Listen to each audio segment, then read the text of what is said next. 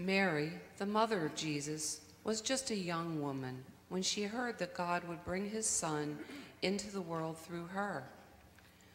Listen now to Mary as she shares her story.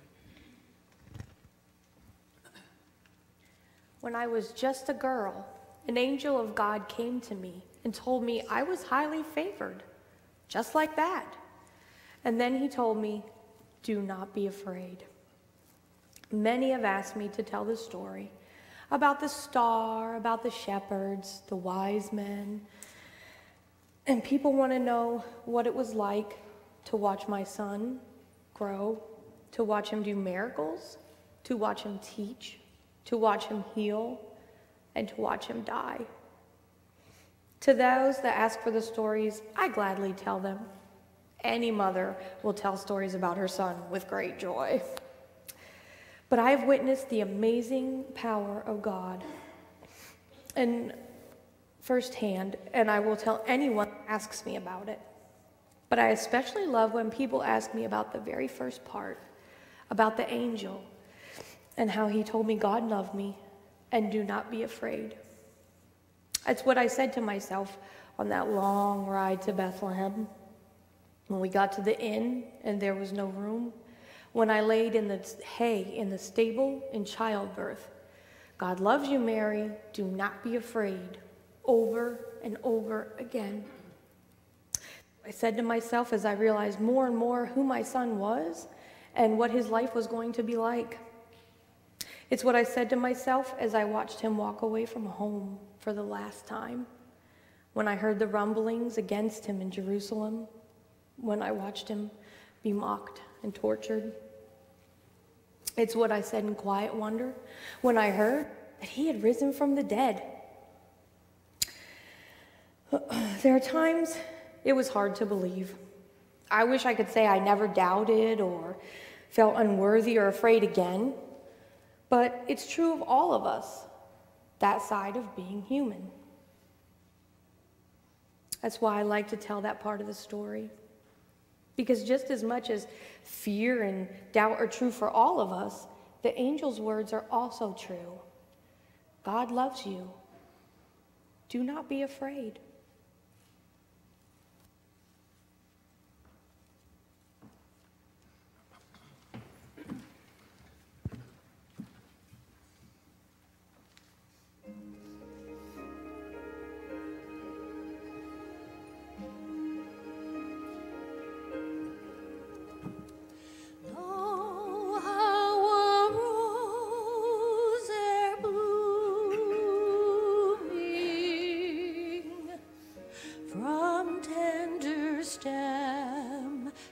Sprung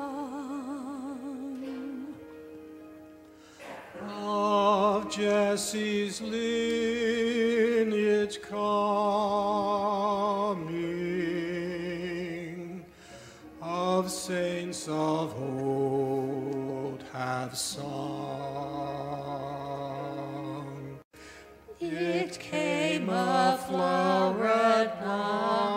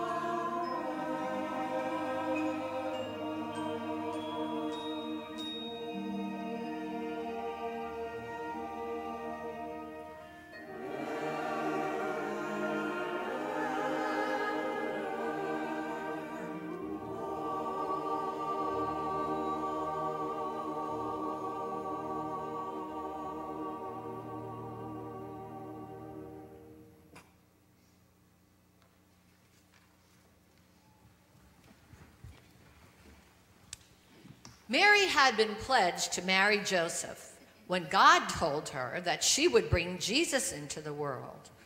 When she told Joseph she was with child, Joseph had doubts. An angel spoke to Joseph and told him not to be afraid of marriage to Mary.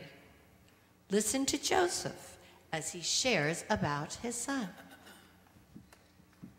My father taught me many things. He taught me to love the smell of freshly cut wood and the feel of a tool in my hand. He taught me to create things that were beautiful and useful. And he taught me the stories of our people. He said that the promised Messiah would come from our very line. I was amazed, but I was removed. I never thought I would be a part of that. Holding my infant son in my arms for the first time, I looked down into his small face, held his tiny body, and I tried to understand that I was a father now. This baby would become a man, and I would be the one to teach him. I would tell him the stories of our people, but I would tell them very differently this time. I was no longer removed in any way. The stories were about him. The stories had always been about him. I held him tightly to my chest, and he was so small, and so much was on these infant shoulders, swaddled and covered in bits of hay. None of it made any sense. But when Mary came to feed him, it was hard to let him go. I did my best, and it wasn't perfect. When Jesus was about 12 years old, Mary and I accidentally left him in Jerusalem. When we realized our mistake, we were frantic. Mary was the first to speak, but I was the first to see him. We found him in the temple with the teachers. The sight of my boy, no longer a boy, but now a young man, standing there, stopped me in my tracks. He asked questions that had never occurred to me, and he gave answers that healed a part of me that had been broken for a long time. He was my son, but he was much more than that. I had known who he was, but I had not fully understood who he was. My son was the old stories. Yes, and he was telling new ones. My son, my all, the Lord of all.